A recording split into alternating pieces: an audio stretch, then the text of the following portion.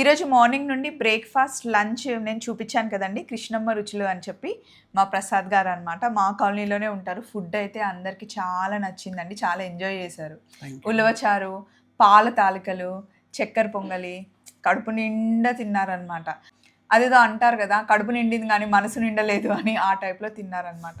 And చాలామంది ప్రసాద్ గారికి call చేస్తున్నారంట చెప్పండి. Very thank you for your response అండి. చాలా ఒక కాల్ ఆన్సర్ చేసే లోపే ఇంకో 2, 3 మళ్ళీ కాల్ వస్తుంది. కాల్స్ వస్తున్నాయి.